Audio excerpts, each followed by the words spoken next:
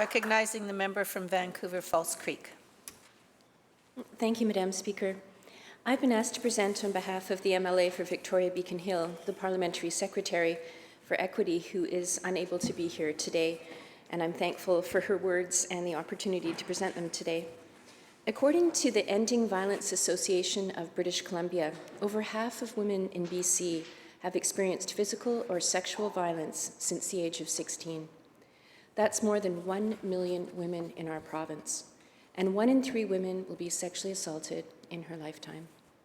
Many of us here, and many people listening today, know someone in their life who's been affected by sexual violence. Many of us have worked to address this violence through policy and through volunteer work, and I'm sure many of us have walked alongside and supported someone who's experienced sexual violence.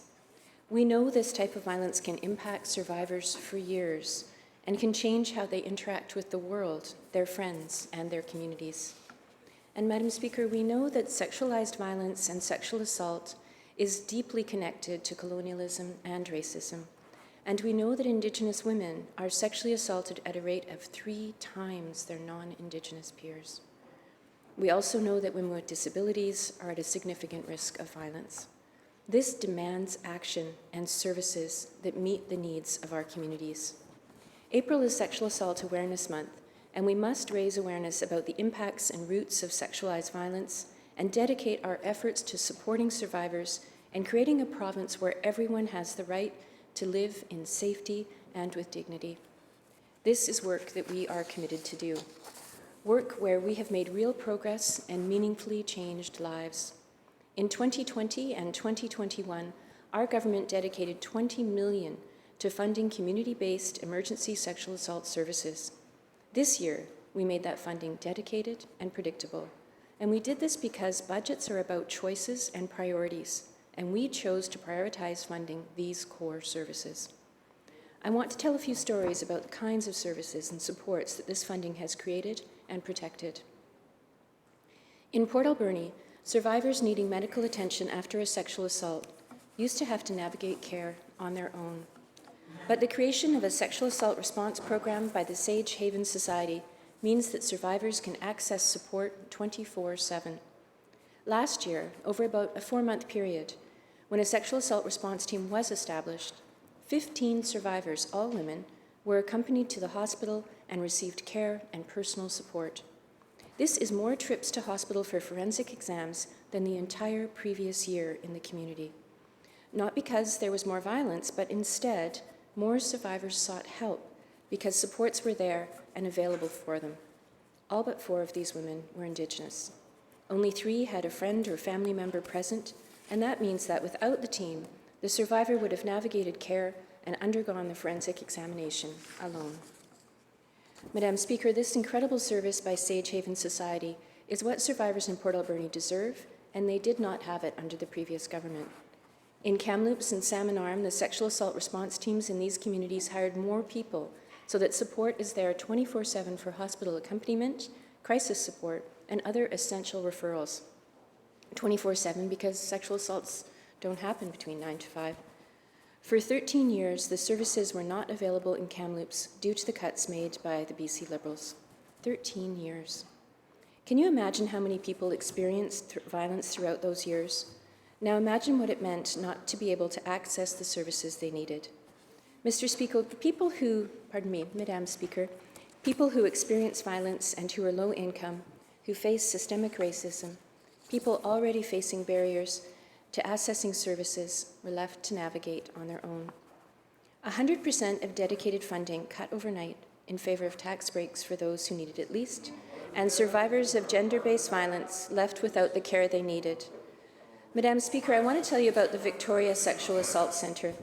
In 2016, the Victoria Sexual Assault Centre worked closely with nurses and local police and built Canada's only integrated sexual assault clinic where many survivors can access medical care, emotional support, and options for police reporting without ever going to the hospital or police station.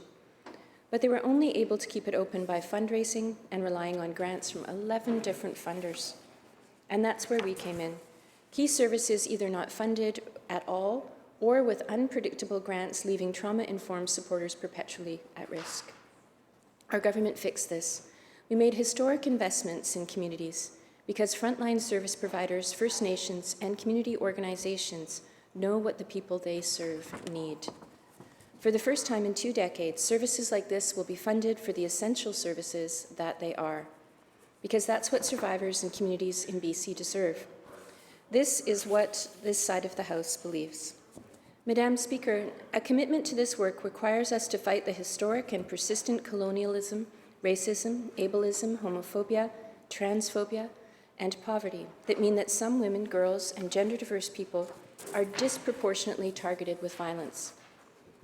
For the Parliamentary Secretary for Equity, this means working alongside Parliamentary Secretary for Racism. It means listening to and learning from the expertise of community and survivors on what they need.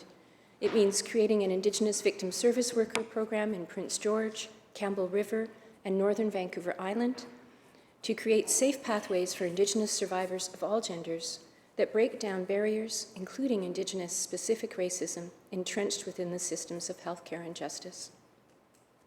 For the Stolo Nation, the Sexual Violence Response Team provides training sessions to community members and frontline staff so survivors can connect with somebody they already know and have a relationship with.